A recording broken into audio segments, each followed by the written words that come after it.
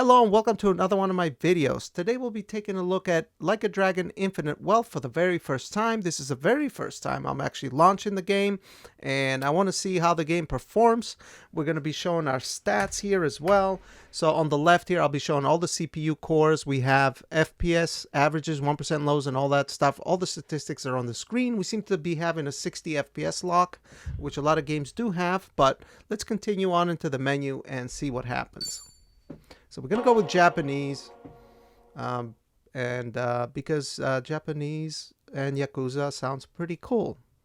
Here we go. We seem to have a 60 FPS lock, and we should be able to disable that.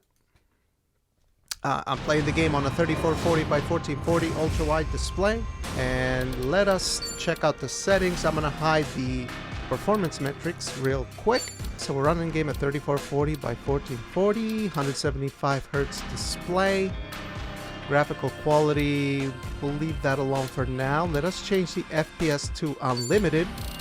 And we're going to start with maxing out the settings. Render scale 100%, yes.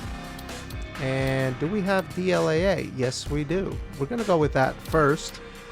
And I believe this game, it does have DLSS frame generation, and it also has FSR 3 frame generation. That's great. Okay, we're going to start with 3440 by 1440 native with DLAA, and then we'll check out frame generation and all the other things.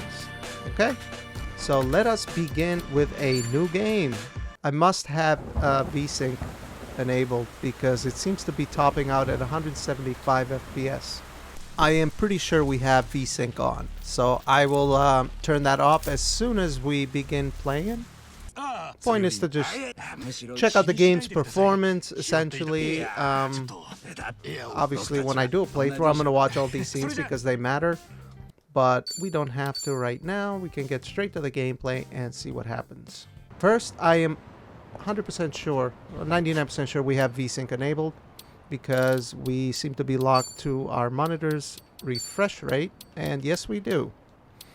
There we go, save changes, and okay, so we're at 190 FPS and we are not CPU bound, so that is pretty good. Alright, let's reset our 1% lows here and continue forward to our destination.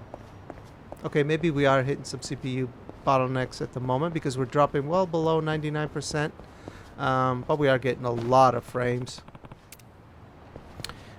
Okay, we have to go to the restaurant. Where would that be? Okay, I see. Okay.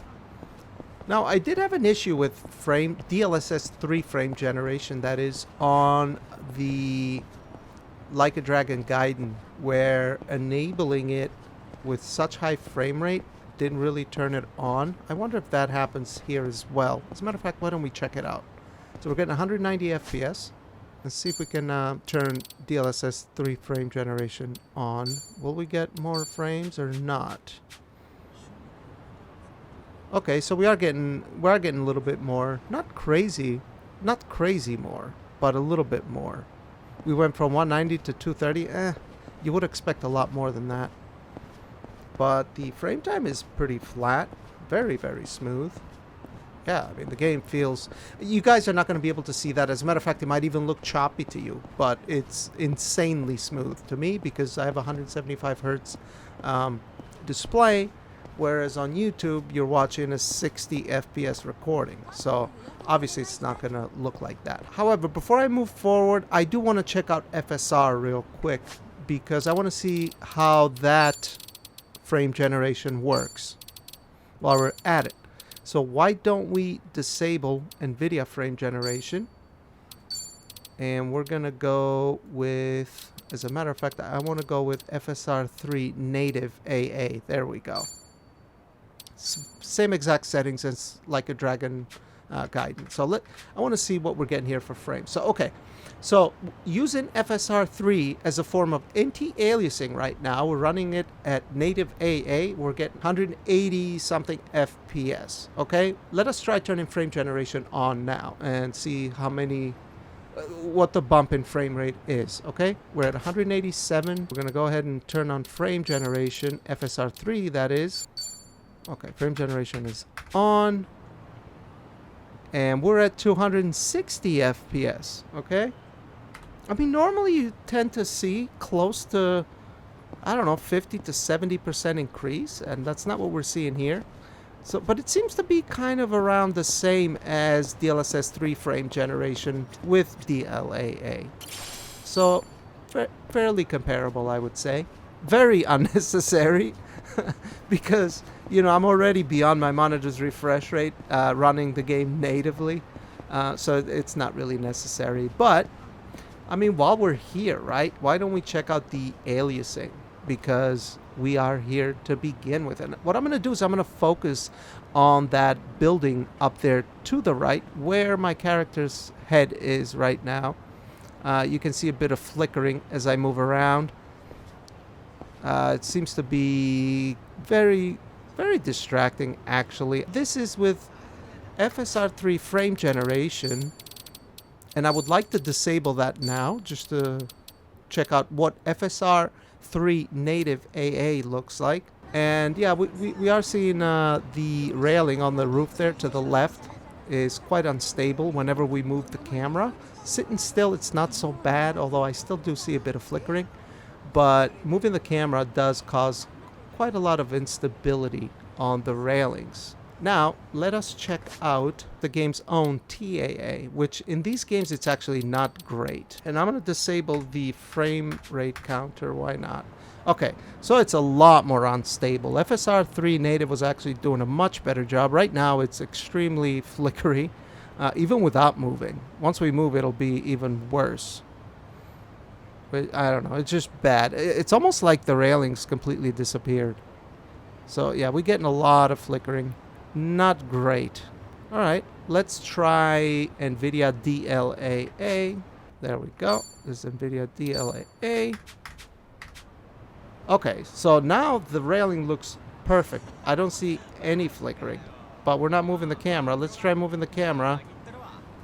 And yeah, I do see a bit of flickering now. But it's definitely more stable than TAA and FSR 3. So I would say DLAA does the better job with anti-aliasing than FSR 3 and then the game's own TAA. And that's probably something that translates down to DLSS and FSR super resolution as well, obviously, as you would imagine it would.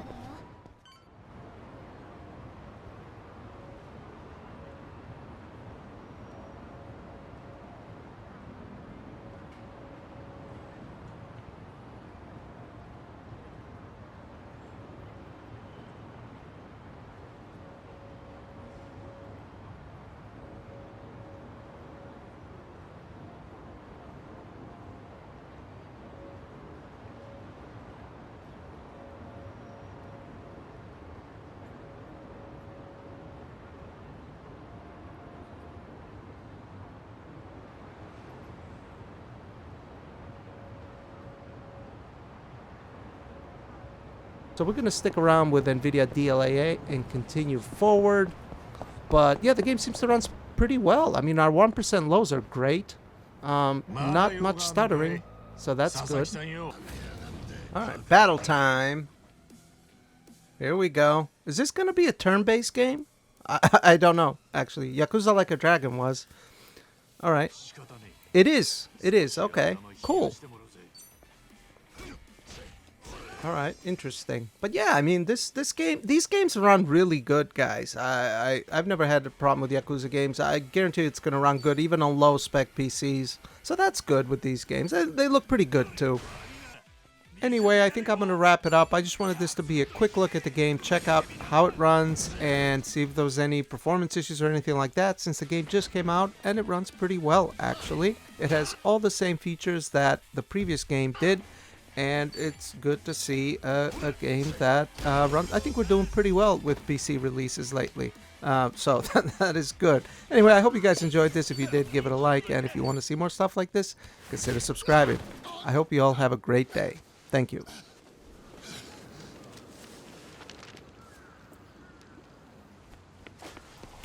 Huh?